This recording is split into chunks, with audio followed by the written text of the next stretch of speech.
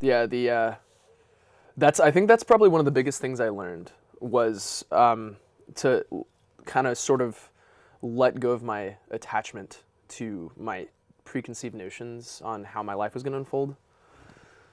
I had to because it was so crazy. Like 5 years ago, I was at UT. I was an Yeah. engineer. I thought I was gonna. So Right. who was this guy? Tell me about.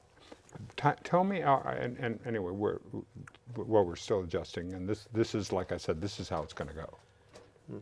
That's what we're going to talk about. Is that we're just going to talk. I love Yeah, talking I know, boundlessly. and I'm so glad, and I'm so glad that you are. So, all right. Why engineering?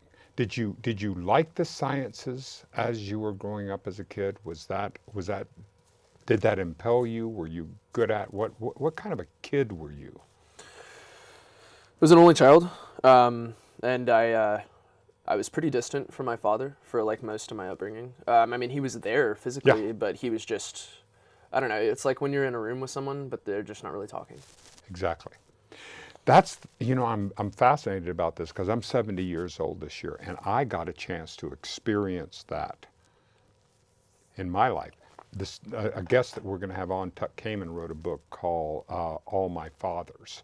So talking about the fathering, about how we have had, how we've been overmothered and underfathered. That's been my so we as men.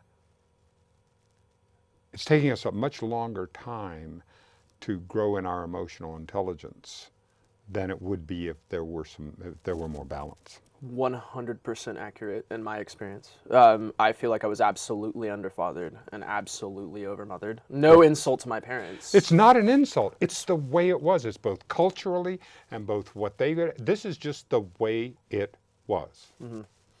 Absolutely. And that I feel like kind of shaped me because the kind of kid I was, to answer your question, is I was really withdrawn because I didn't really have that connection that I craved with my dad. I saw all my other friends' dads like play with their kids, and I Sure. was like, why isn't my dad like that with me?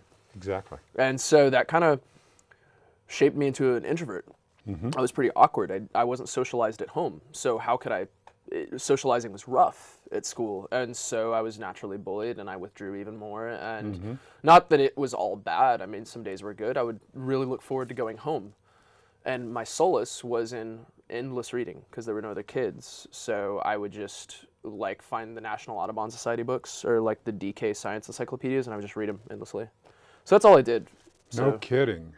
Well, but did you have a physicality? Did you want to play sports? Did you want to do, how was it, how did that go in? Because in music, there is I mean, what was the route into music? well, physically speaking, I was involved in sports, but I don't think I really necessarily had a passion for it. But I was in it and Yeah, I liked it. So I'm grateful for it too, because it kind of set the stage for me to have a fair health today. sure. So, excuse me. Thank God for that. Yeah, But in terms of music, I remember being in like fourth grade when they assigned us the recorder, like the hot cross yeah, buns thing. yes. And, yeah, and then sixth grade, I wanted to play trumpet, but they're like, your lips are too full, so you're gonna have to play the French horn. And I was Yeah, like, okay. Didn't really like it. Kind of started playing piano around that time. Didn't really like it, but I loved music. And then around the time I was 14, I walked into the band hall, kind of dissatisfied with music, and I see the band director's kid, like playing on an electric guitar. And I was like, that's the coolest thing I've ever seen. And then my parents, they listened to like classic rock. So I started listening to like Thunderstruck by AC/DC, things like that. And that was the moment when I heard Thunderstruck. Like the that crazy guitar line. I know, and I was like, all right, I'm going to do that. And so I made a promise to myself that I would. And I told my parents I wanted a guitar. And they're like, I'm a left-handed person. So yep. they were like really dismissive, like lefty guitars are more expensive. So we'll just get him a righty one. And I was like, okay, well, all right, at least I have a guitar. So I wasn't going to complain. And so I learned it. And so did you stay right-handed Yeah, yes. as a Yes. guitarist? I play righty, but I am indeed lefty. And it comes with its advantages and disadvantages. Sure. But it's all the same in the end. And so when you come to UT, as an engineering guy. Mm. So you wanted to, what was your sense? Who was that guy that started UT? Well, I guess it was a person who was desperately aching for his father's approval. Yeah. Putting it bluntly. So you can, by God, that's it, and the engineering will do it. He was a petroleum geophysicist, and so he would use like the GPR, I think, and like thumpers and stuff, and it would send like sound waves into the earth, and they would get reflections of the strata in the earth via the travel time. Exactly. And then he would take like, X cross sections, Y cross sections, and kind of I saw the map, and you could like drag the cursor over everything, and there's so much data.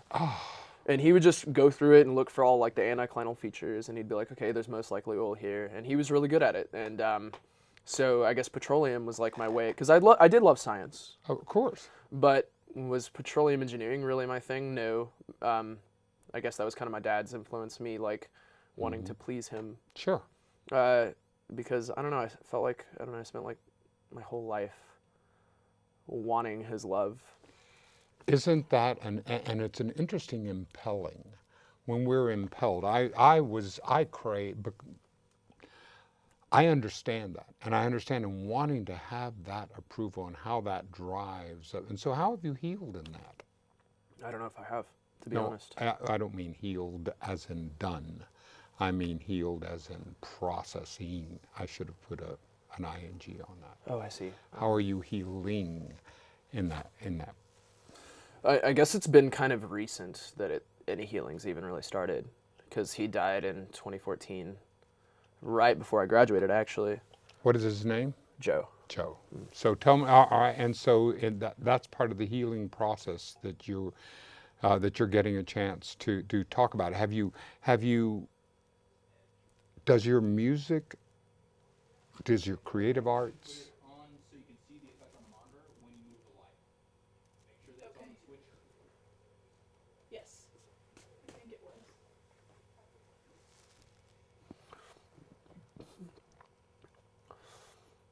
We'll find out. We'll get started in a second. The music, I would say, the music is part of it, because I realized that my dad's path in life was a road to ruin, because he kind of chose business and booze. Those were his choices, to self-medicate. Got it. And so same story with my mother. Yeah, it hurts, and it sends like a terrible message of like worthlessness to your kid. But I mean, it is what it is. And so, I guess my diagnosis and my music. Those of us who are children of alcoholics. So because I mean, there's a group called Adult Children of Alcoholics, that we're been sort of the process. But there's some very distinct pieces of that we have to do about recovering our self-worth, and really recovering and getting a chance to heal that. And I'm so honored that you're on this journey with me. Thanks for having me. Because this growing into who we are, and being this the people that we can be, and to take the way I feel about it, Brien, is that it's like I don't know if you've ever seen a 4x100 relay race, but where somebody goes for 400 meters, and then they pass the baton. I mean, by the time they pass the baton, they've gone as far as they can go, and then they pass it to us, and now it's our opportunity to take it and take the baton, to take everything that we learned, everything that they learned, and go on down the road, even though that they did the best that they could by the light they could see by. Absolutely. And that's kind of the perspective I take at this point too. For a long time I was like really angry. Yeah. But then I kind of realized, that's just kind of my ego. That's my lack of understanding what's really happening. And I kind of came to the same conclusion that given my dad's like upbringing and everything he pushed things farther than I feel like most people would have in his shoes. Exactly. But from my lens, it's like, well, you kind of broke my soul. But, I can't really look at it that way. I have to look at his generational experience through the context of the time to be fair to him. Precisely. And that, looking at it through being able to have that kind of empathy, Because that's what it takes. It takes to be able to say, to look at his life and say, okay, well, I'm going to be compassionate. How can I be? I'm on this journey right now, Brien. Okay, I'm on this journey right now, Brien, about self-compassion.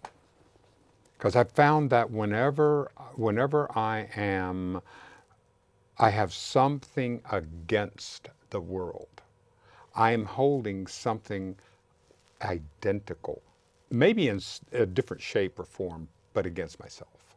And so it's like, it mirrors, my external reality mirrors my internal reality. Have you had that? I've literally said the exact same words. Like, and I've noticed the same thing, that generally whenever I'm like externalizing things and I'm like getting really attached to external things and like really angry, it's generally because there's something inside myself that I'm not processing right. That's what I've noticed. And I've noticed, like, as I've turned my sight more inward, Yep. my grip on all these external things just loosens, and I kind of realized that it was all kind of a fabrication. Like this, Yep. It's basically the crap I tell myself. Exactly. The narrative. Now, I'm going to interrupt for a second, because those who are joining in our conversation, this is Brien Foster Allen, musician, philosopher, poet, so many other things, and we're having a conversation. Now, continue. And so in this healing place, where we're getting a chance now to heal in real time, okay, well, I see, well, how can I be compassionate toward Dennis? What are the ways that I can do that? I've started to meditate. I started to look inside and to see those places that I'm holding something against myself. You're doing the same? In your way? Trying to, as much as I can. Honestly, you pose a really good question, because my gaze was like, really, it was an honest question inside myself. Like, yeah, I'm trying to, as much as I can. It's hard though sometimes. Sometimes you hit those stumbling blocks and your ego will immediately judge you, and it's just like a learned behavior. It's like, well, you shouldn't Yes. be doing that. And it's like, well, actually, if you consider all the environmental factors, my genetics, my upbringing, all these things, I should be doing these things, even though like society or my parents or somebody trained me to judge myself for this. It's like, no, by the laws of causation alone, I should be doing these things. So they may not be the most optimal things, but they're happening because of prior causes. Exactly. And so I guess that's kind of how I bring compassion to myself, is I had to kind of create like a philosophical manifold. And my philosophical manifold ultimately comes down to like the scientific method, I guess. That's really how I look at things. And the whole cornerstone of the scientific method is it's about diagnosing prior causation. So it's basically saying, I hypothesize this happens because of this, we test it. And all that is doing is just testing the chain of causality. And when you go over and over and over, you start to see patterns. And that's where we diagnose these laws, constructions. Exactly. But it's all just causation and mapping how reality works. And so when you realize that we're just kind of part of this reality, just the same as everything else, kind of part of this giant chemical reaction, you kind of realize causation applies to people too. Absolutely. And so does free will even exist? Kind of. Sort exactly. It kind of sort of exists. And sort of. One of the things that I'm interested in, because I've been thinking about quantum consciousness and exactly what does this mean? What does it mean? I mean, do I have, if I observe something, like if I observe a photon, I mean, it can collapse from a wave or a particle, depending upon whether or not I observe it. What? Crazy. I mean, really, what is that? What is that? And so I'm wondering whether or not, because I haven't been able to determine that place where that quantum effect stops. There's not an exactly, it's beyond a Planck length, but it's somewhere that it stops. But I'm not sure whether it's because we believe or whether or not it really does stop. So my question is that in this reality, in this macro reality, how much influence does our observing something have on people, on the situation, on society as a whole, and what if it would make a difference? That's a great question, and I hope we find the answer. Because that's what I'm doing. I'm looking at, because what I'm finding is that if I am willing to look on a situation, look on a person, look on this with greater compassion, I'm seeing wonderful things come out of it. Now, I don't know whether it's just that I'm paying attention or whether or not something's happening, and I'm not sure that it matters. But it is. It's making a difference. How I observe something makes a tremendous difference in whether or not. Absolutely. And part of me feels like sometimes it's both. Sometimes the environment is so overpowering that you just see things a certain way based on the environment. And then other times, Exactly. your conscious grip from brief moment, fleeting moment, you actually have the ability to have your perception dominate circumstance. And so it's this weird push-pull straddling around this like zero plane Yeah.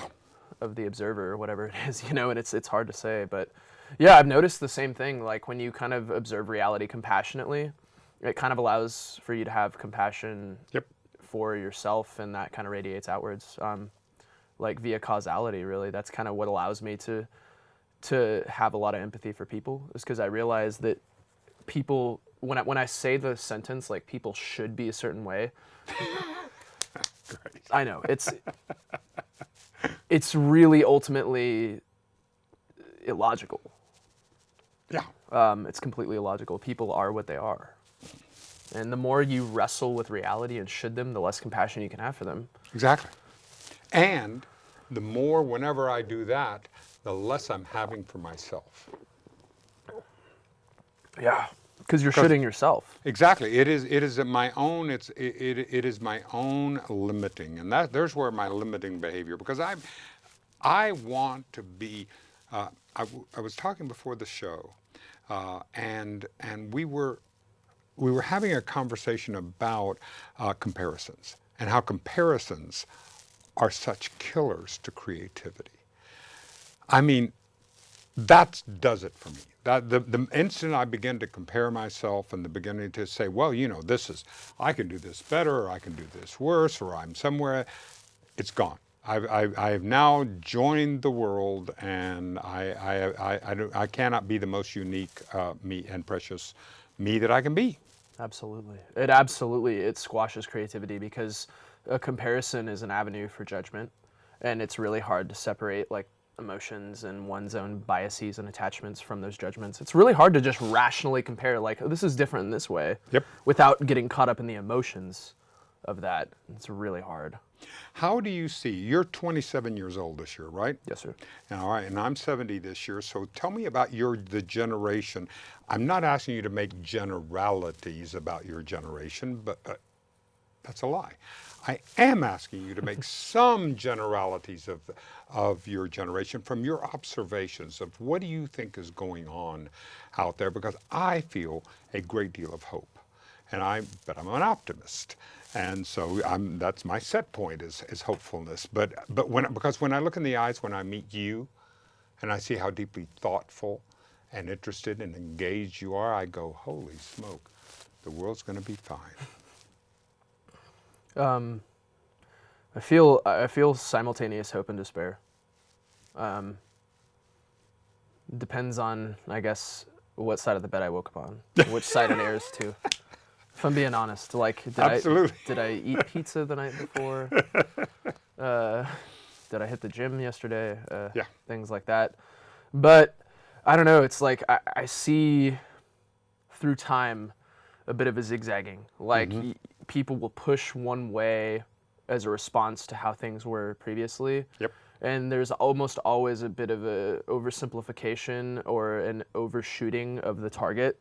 And so through history, you'll see like a push-pull between conservatism and liberalism.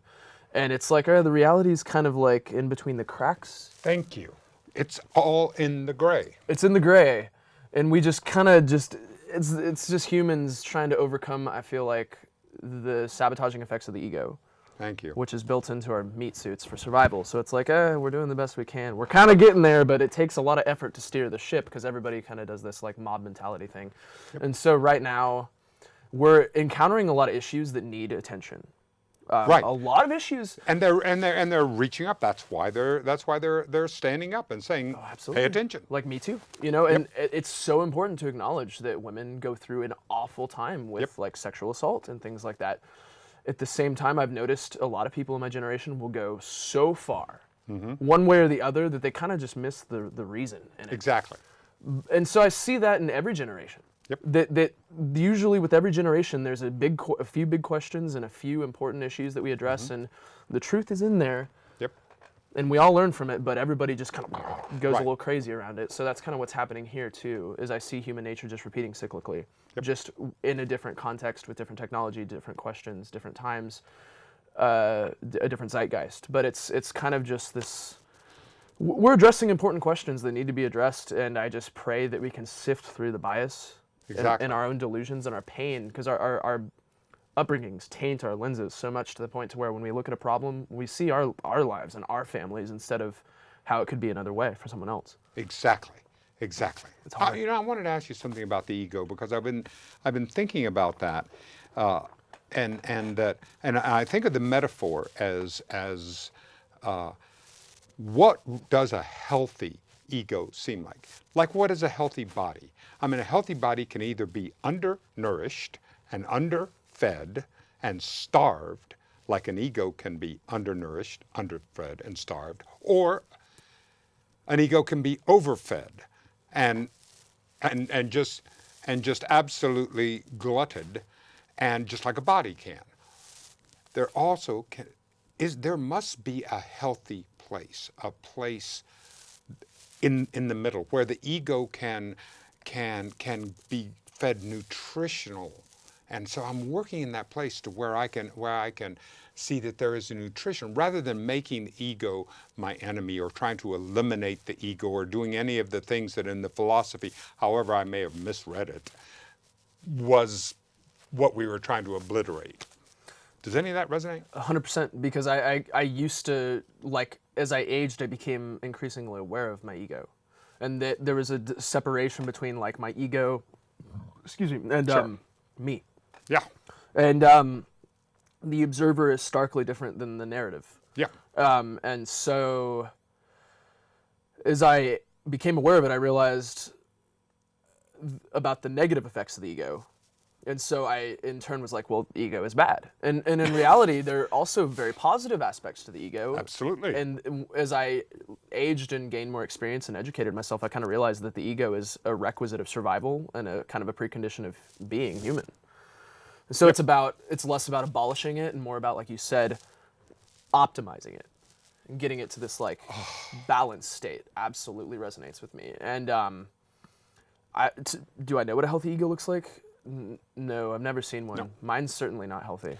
Well, but here's where I'm thinking about. And I'm thinking about it, the difference between a binary state, a 0 and a 1, on or off, healthy or unhealthy, or a gradient, if I'm somewhere between 0 and 1. So let's say that my ego happens to be at a point 463. Okay? That's where it is. Now, if I can, what are the ways that I can do to get it more toward the 1? That's just moving it a little bit, because in terms, I am moving in the positive direction. Even the tiniest move in the positive direction is big damn win. Rather than trying to get to this on-off switch, okay, now I have a healthy ego and I'm all, because that to me is the lie. It doesn't exist. It's an abstraction. Yeah, It's the only thing that exists is the real, the here and the now. exactly. And all we can do is push our causal chain a little in the right direction. It's like Sam Harris kind of said once, that it's like you can't be faulted for having your intrinsic environmental and genetic weaknesses. Mm-hmm. It's not my fault my dad was an alcoholic and drank himself to death. Or my mom too, exactly the same. And thus, as a consequence of the trauma, I developed BPD as a psychological defense. Sure. Hypersensitive demeanor coupled with trauma generally results in that. But it's up to me to manage that. And like you said, kind of push that as far as I can. Right. Realistically, huminely, in a healthy direction.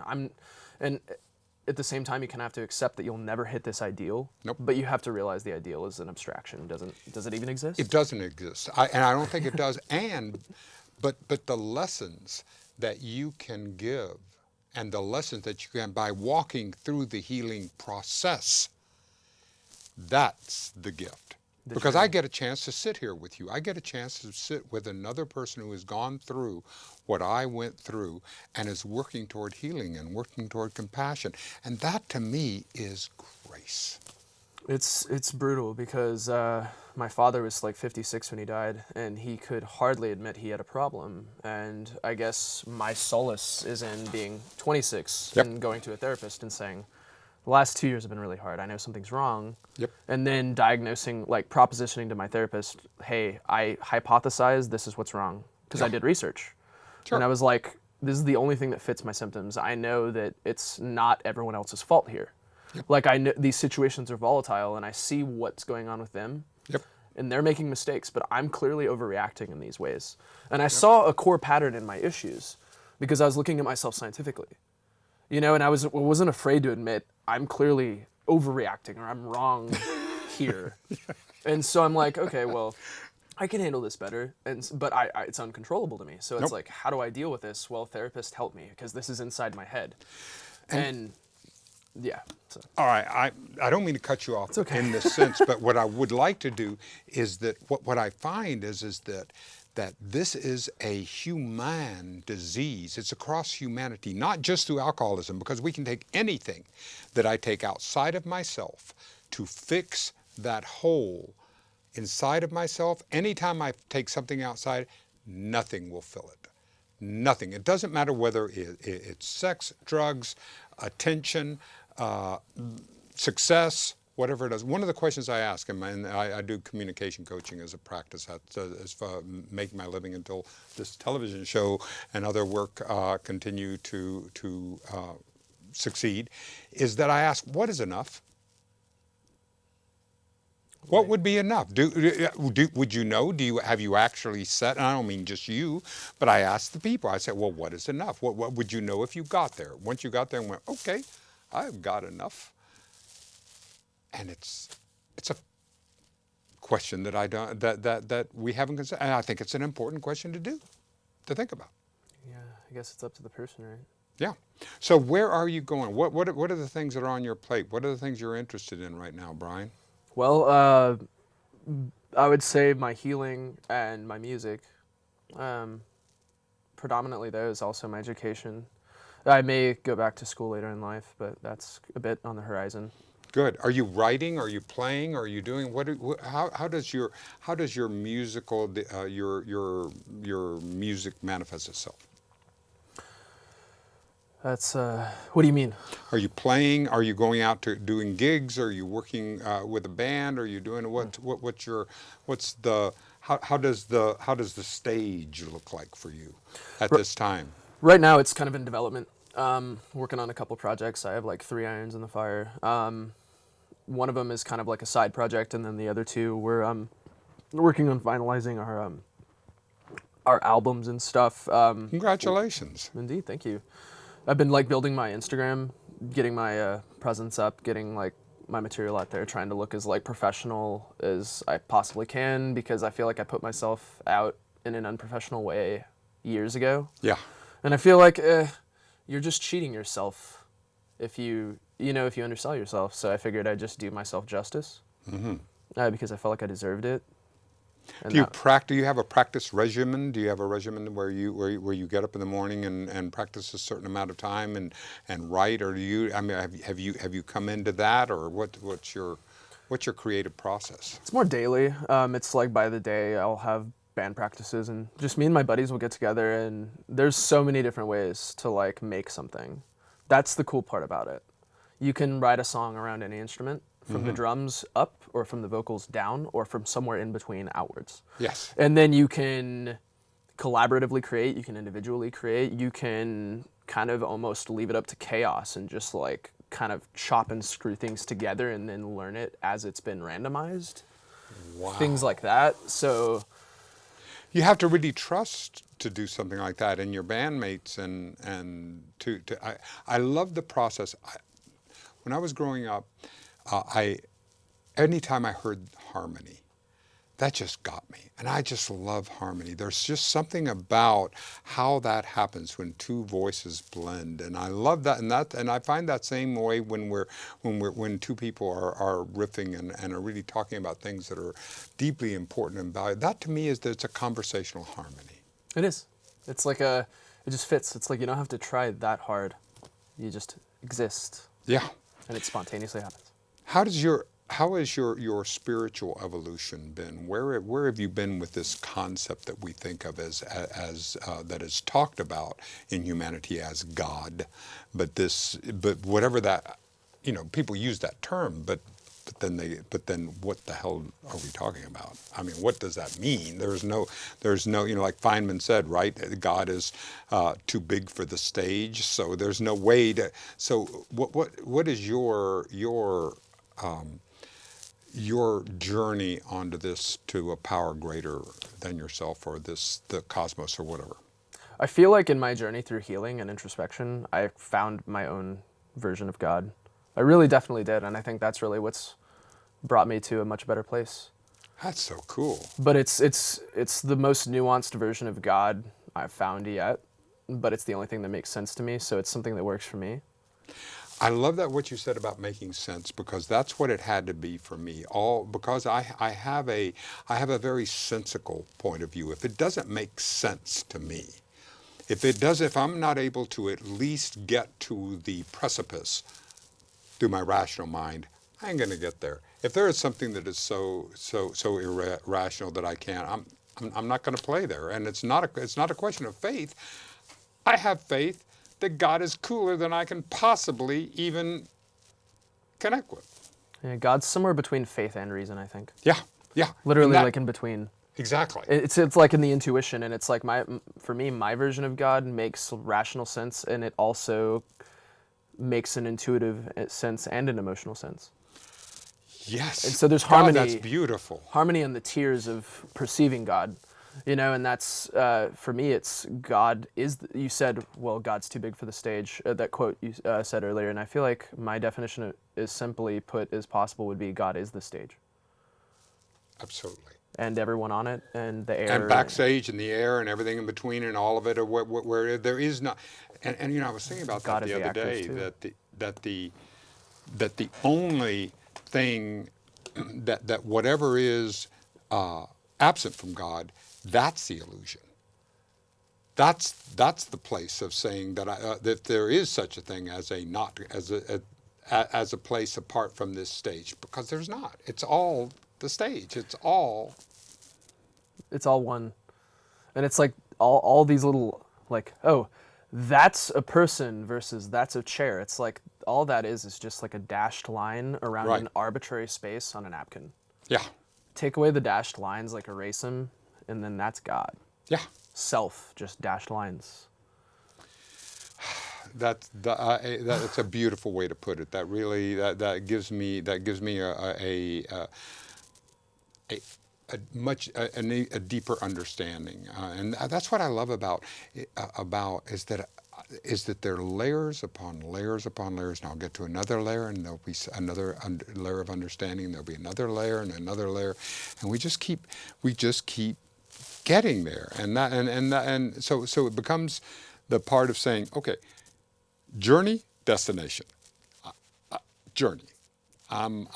This is part of this wonderful process. Yeah, the destination. I used to be so obsessed with it.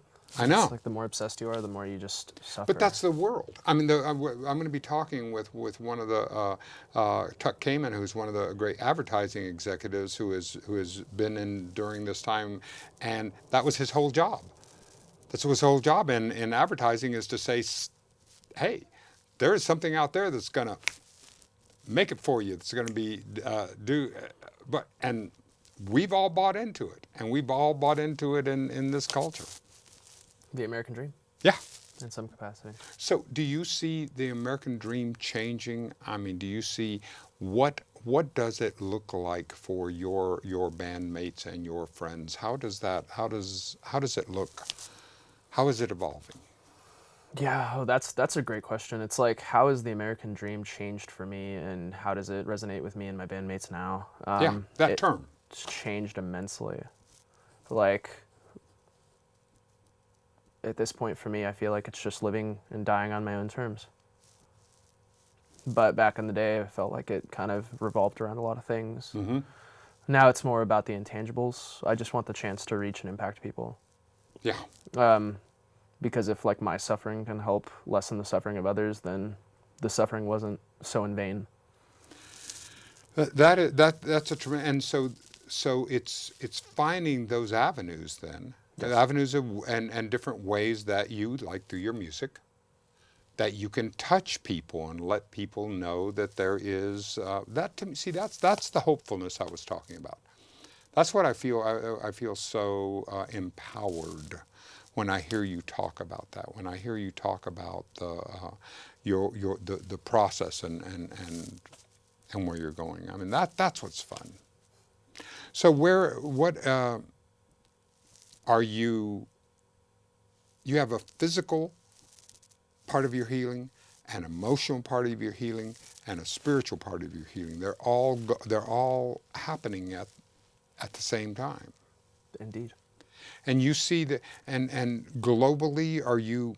Because there is something about it. Feels to me that when the internet connected, that we lit up a global consciousness of humanity. That suddenly there was an awakening, almost like a sentience 2.0 that was happening, because just artificially, I can virtually instantly connect with anyone around the world, which is so much different than what it was before we flipped that switch. It's a beautiful change. It's like on par with the Gutenberg revolution. It has to be. It has to be to say. I mean, and of course we're gonna screw it up. We're gonna have our own challenges and figuring out, well, how do we deal with this mass media, and how do we deal with this instantaneous connection, and how do we use it? How do we misuse it? And what do we do in going forward? That's the always in the details, right? I mean, we gotta figure out how to do it. With great power comes great responsibility. It does with everything everything that I have seen, Brien, is that I can have this opportunity. I can have this opportunity to be able to create and to have the kinds of conversations, and we can say, if I can be as real and as present with you at this instant, I'm doing everything I can possibly do. This is it. This is all we can do. If any moment in history is relevant, is important, is vital, then it might as well be this moment. Let's choose that. What am I waiting for? What am I holding back for? And so that's a big part of my story, because I want to be. I am continuing to be an evolving person. You committed to evolution when you went to therapy. When you decided that you were going to be willing to go to therapy. It was a divergent path from my father. He would refuse therapy and treatment in acknowledging his demons, so I figured I would just choose a different path. And when you notice that over the course of history, what happens when somebody in the inflection points just says, okay, well, we're going to, right here, this is where it's going to be different. Rock bottom. Yeah. Like, you have to go through hell. That's really, like, I feel like that's the utility of suffering. Because it's like you can't really do it without it. You have to be pushed against the wall, and you have to really make a choice. Or not.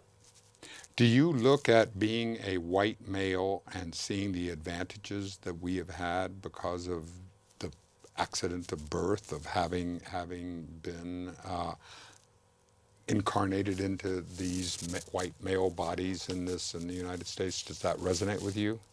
In what way? In that we're really fortunate. We got a lot of. I grew up in in an upper middle class home with dictionaries and people sitting around the table speaking English and socially acceptable and learning math. All that put me way ahead every time that I had, certainly in the 50s and 60s in this. And so you're growing up in a much more diverse environment that I grew up in. Hello. Hello. Thank you. Indeed. Did I keep going? No, we're done. Oh, we're done. Oh. Yeah, I mean, sorry. we're going to keep going, worries. but we don't cut. We Oh, just no worries. let it dissolve down at the end. Where at the end, it's like people leaving the conversation, is that they will leave it at the end. Gotcha. Well, thank you so much for having me. Thank you. What a pleasure. Thank you so much. Indeed, Here, let me likewise. get the- Wonderful, Brian. Thank you so much for having me. You did great. You did great. Thank you. Yeah. And Jonathan's Oh. I'm going to put on a different. I'm going to change right quickly. Okay.